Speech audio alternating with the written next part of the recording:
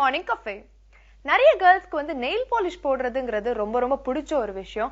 ஆனா இங்க பாத்தீங்கன்னா சில நெயில் பாலிஷ் நல்லா இருக்கும், சிலது குவாலிட்டியா இருக்கும், சிலது நல்லா இருக்காது.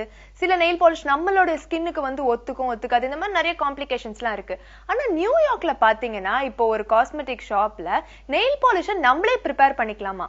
அதாவது நம்மளுக்கு எந்த மாதிரி வேணும், எந்த கலர்ல வேணும். சில பேர் பாத்தீங்கன்னா நல்ல ஷைன் இருக்கணும்னு ஆசைப்படுவாங்க, சில பேர் வந்து மேட் ஃபினிஷ்ல இருக்கணும்னு ஆசைப்படுவாங்க. சோ நம்மளுக்கு எந்த மாதிரி வேணும், நம்மளோட ரிக்வயர்மெண்ட்ஸ் என்ன அப்படின்னு சொன்னோம்னா நம்மளே வந்து அவங்களுடைய கைடன்ஸோட, அதாவது அந்த காஸ்மெட்டிக் ஷாப்ஸ்ல இருக்கிற அவங்களுடைய கைடன்ஸோட நம்ம ஓன் நெயில் பாலிஷை நம்ம ப்ரிப்பேர் பண்ணிக்கலாமா? சோ இந்த மாதிரி ஒரு டெக்னிக் நம்ம ஊர்லயும் வந்தா நிறைய கேர்ள்ஸ்க்கு வந்து யூஸ்ஃபுல்லா இருக்கும்னு நினைக்கிறேன். இப்போ மார்னிங் கஃபேல அடுத்த பகுதியில பியூட்டி டிப்ஸ் எல்லாம் காத்துட்டு இருக்கு, பார்த்துட்டு வந்துடலாம்.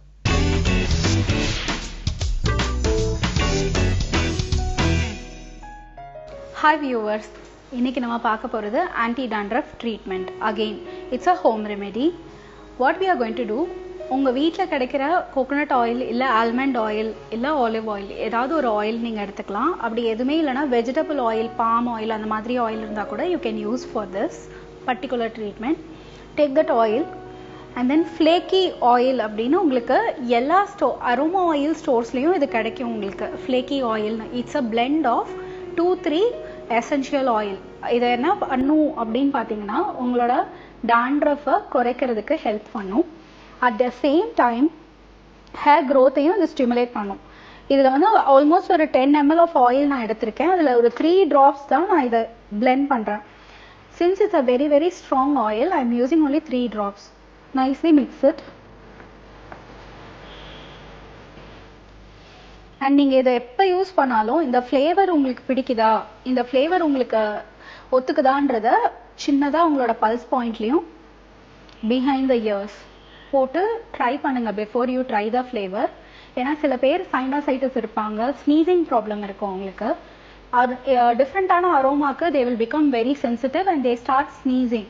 ஸோ அந்த மாதிரியான people first try the aroma. இந்த ஃப்ளேவர் உங்களுக்கு ஒத்துருக்கு, இந்த அரோமா உங்களுக்கு பிடிக்குது, உங்களுக்கு எந்த அலர்ஜிக் ரியாக்ஷனும் காமிக்கலன்னா you can proceed further. Now we are going to apply on the scalp. இந்த ஆயில் ஹேர்ல பட்டா ஏதாவது ஆகுமானா ஒன்றும் ஆகாது, because it's an organic oil, nothing will happen. முக்கியமாக இதை சூடான எண்ணெயில் கலக்காதீங்க. சூடான எண்ணெயில் கலந்தீங்கன்னா இதோட மெடிசினல் குவாலிட்டி எல்லாமே மாறிடும். So don't do that. ஸ்கேல்பில் நல்லா படுற மாதிரி தேய்ங்க. That is why I'm using a cotton. And இன்டென்சிவாக எங்கெல்லாம் டாண்ட்ரஃப் ஜாஸ்தியாக இருக்கோ அதை நோட்டீஸ் பண்ணிவிட்டு அவங்க எக்ஸ்ட்ரா கேர் கொடுங்க.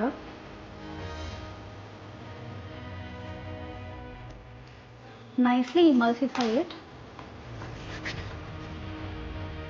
Nicely emulsify this.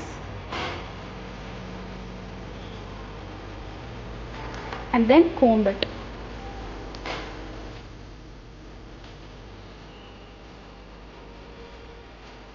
And bun the hair up.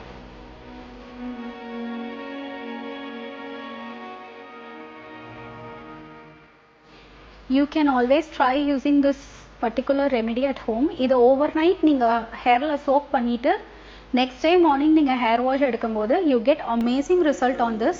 When you are washing your hair after the usage of this particular oil, கண்டிப்பாக நீங்கள் dandruff ப்ராப்ளம்காக தான் நம்ம யூஸ் பண்ணுறோம். So use a anti dandruff shampoo to remove the oil and the flaky dandruff which is being treated already. And இந்த எவ்வளோ ஃப்ரீக்வெண்ட்டாக நம்ம use பண்ணலாம் அப்படின்னு கேட்டால் weekly thrice is advisable.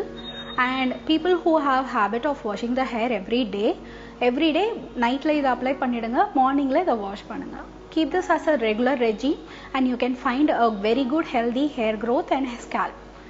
I hope you all like this episode. Thank you.